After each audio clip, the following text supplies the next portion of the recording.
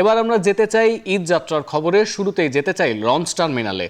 দেশের দক্ষিণাঞ্চলের মানুষের ঘরে ফেরার খবর জানাতে সদরঘাট লঞ্চ টার্মিনাল থেকে যুক্ত হচ্ছেন সহকর্মী রাজীব হোসেন।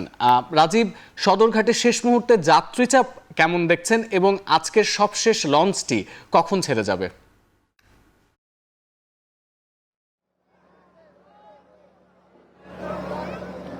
সতীর্থ, রাত পোহালেই কিন্তু সারা দেশে একযোগে উদযাপিত হবে পবিত্র ঈদুল আজহা এবং এই শেষ সময়ে কিন্তু রাজধানী ছাড়ছে নগরবাসী। এবং আমি এই মুহূর্তে রয়েছি রাজধানীর সদরঘাট বাস লঞ্চ টার্মিনালে। এই টার্মিনাল থেকে বিভিন্ন লঞ্চ তাদের গন্তব্যের উদ্দেশ্যে ছেড়ে গিয়েছে। আপনি বলছিলেন যে যাত্রীর চাপের কথাটি, আমি যদি একটু বলি যে যাত্রীর চাপ তুলনামূলক কিছুটা কম এবং বরাবর আমরা যেরকম ঈদের আগের রাত্রে দেখতে পাই যাত্রীদের চাপ, সেই চাপটি কিন্তু আজকে নেই এবং দেখা যাচ্ছে না। এবং লঞ্চ মালিকদের সাথে আমরা কথা বলেছিলাম, তারাও যেমনটা বলছেন যে তারা তাদের প্রত্যাশিত যাত্রী পাচ্ছেন না। তবে এই বিষয়টি কিন্তু যাত্রীদের জন্য কিছুটা স্বস্তি বয়ে এনেছে। যাত্রীরা খুবই অনায়াসে লঞ্চে উঠতে পারছেন, তাদের কাঙ্ক্ষিত গন্তব্যের উদ্দেশ্যে ছুটে যেতে পারছেন এবং এক্ষেত্রে তাদের কোনো বিড়ম্বনা পড়তে হচ্ছে না।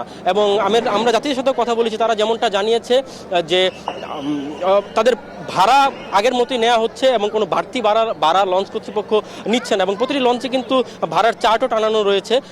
এছাড়া সত্যি আপনাকে আরেকটি জানিয়ে রাখি, লঞ্চ যাত্রা সবচেয়ে গুরুত্বপূর্ণ যে বিষয়টি রয়েছে আবহাওয়ার বিষয়টি।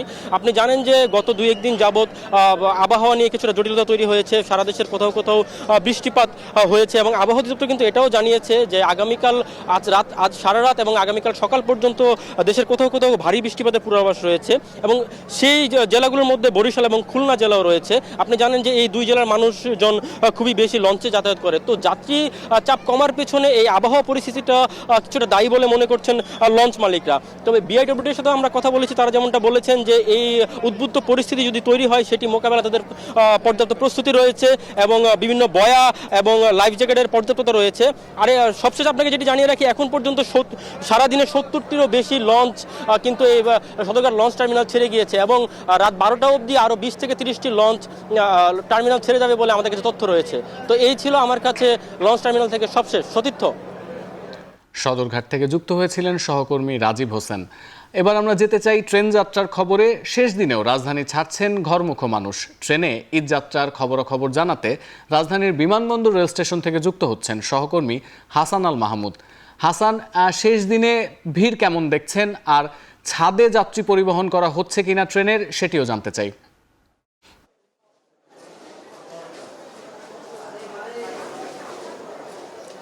সতীর্থ, সকাল থেকে কিন্তু যথেষ্ট পরিমাণে যাত্রীর চাপ ছিল, তবে এই মুহূর্তে সন্ধ্যায় কিছুটা যাত্রীর চাপ আমরা কম দেখতে পাচ্ছি এবং যদিও এখন থেকে 11টা পর্যন্ত কিন্তু প্রতি আধা ঘন্টা পরপরই আমরা দেখতে পাচ্ছি যে যথেষ্ট পরিমাণে যাত্রী নিয়ে কমলাপুর স্টেশন থেকে ট্রেন আসছে। তবে সন্ধ্যার পরে কিন্তু সেই যাত্রীর চাপ অনেকটাই কমে গিয়েছে। আমরা দেখতে পাচ্ছি স্টেশন অনেকটা ফাঁকা অবস্থায় রয়েছে। তবে যেহেতু যখনই ট্রেন আসছে এই সব যাত্রী কিন্তু অনেকটা হুড়োহুড়ি করে ট্রেনের উঠছে এবং এর আগে আমরা বিকেলে দেখেছি অনেকগুলো ট্রেনে কিন্তু ছাদে অনেক যাত্রী উঠে পড়েছিল, তাদেরকে কিন্তু আইন শৃঙ্খলা রক্ষাকারী বাহিনীর সদস্যরা নামানোর চেষ্টা করেছিলেন, তবে সবগুলো ক্ষেত্রে আসলে তারা সফল হয়নি।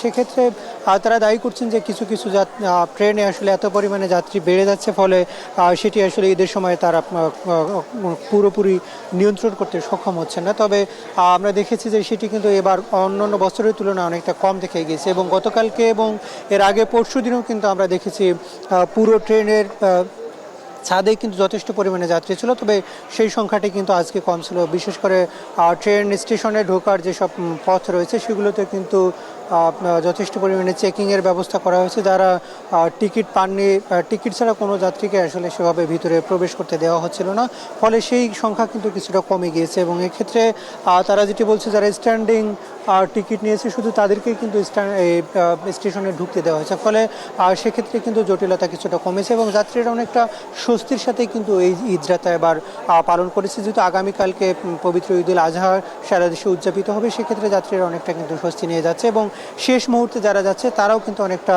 স্বস্তিতেই রাজধানী ছাড়ছে। তো এই ছিল আমার কাছে এখান থেকে সবশেষ পরিস্থিতি। ট্রেন যাত্রার খবর জানাচ্ছিলেন সহকর্মী হাসান আল মাহমুদ। লঞ্চ ট্রেনের পরে এবার আমরা যেতে চাই বাস টার্মিনালে। প্রিয়জনের সাথে ঈদ উদযাপনে বাড়ির পথে এখন নগরবাসী। বাড়তি ভাড়া নেওয়ার অভিযোগ করছেন অনেকে। বাস টার্মিনাল থেকে ঈদ যাত্রার খবরাখবর জানাতে গাবতলী বাস টার্মিনালে রয়েছেন সহকর্মী সাব্বির রোজ। রোজ, শেষ মুহূর্তে টার্মিনালে যাত্রীদের চাপ কেমন দেখছেন সেটি যেমন জানতে চাই, আরও জানতে চাই সময় মতো বাস কি পাওয়া যাচ্ছে কিনা। সতীর্থ, মূলত একদমই শেষ, আর কিছুক্ষণ পরেই, অর্থাৎ আর কিছু ঘন্টা পরেই কিন্তু পবিত্র ঈদুল আজহা, যেটি কাল অনুষ্ঠিত হবে, এবং শেষ সময়, একদমই শেষ সময়ে কিন্তু নগরবাসী ঢাকা ছাড়ছেন। নারীর টানে বাড়ি ফেরার যে বিষয়টি রয়েছে, আমরা সেটার একদম শেষ সময়ের উচ্ছ্বাসটি লক্ষ্য করছি। আমরা এখানে দুপুর থেকে ছিলাম, আমরা যেটি লক্ষ্য করেছি যে দুপুরের পর থেকেই মূলত যাত্রী সংখ্যার যে বিষয়টি রয়েছে সেটি তুলনামূলক অনেক কম। গেল কদিন যে বিষয়টি ছিল, আমরা সংশ্লিষ্টদের সাথে কথা বলেছি, তারা যেটি বলছেন যে 25-26 তারিখেই মূলত লম্বা ছুটির কারণে যে চাপটি রয়েছে সেই চাপটি তারা সেটি পেয়েছে। কিন্তু আজকের বিষয়টি একদমই ভিন্ন।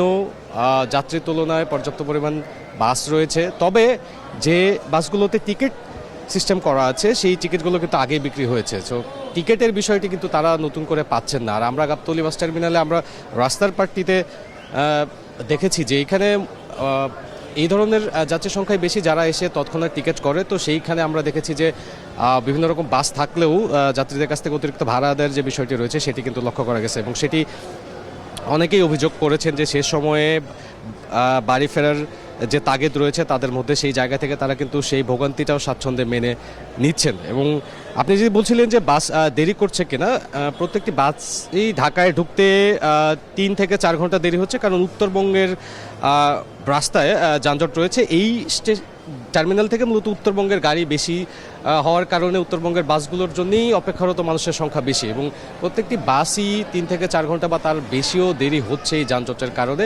তো সব কিছু মিলিয়ে শেষ সময়ে পরিবার পরিজনের সাথে ঈদ করতে মানুষের মধ্যে যেমন স্বাচ্ছন্দ্য রয়েছে, উচ্ছ্বাস রয়েছে, পাশাপাশি এই ভোগান্তিগুলোও রয়েছে। তো এই ছিল মোটামুটি সার্বিক অবস্থা গাবতলী বাস টার্মিনাল থেকে। সতীর্থ, ঈদ যাত্রার খবর জানাতে গাবতলী বাস টার্মিনাল থেকে যুক্ত হয়েছিলেন সাব্বির রোজ।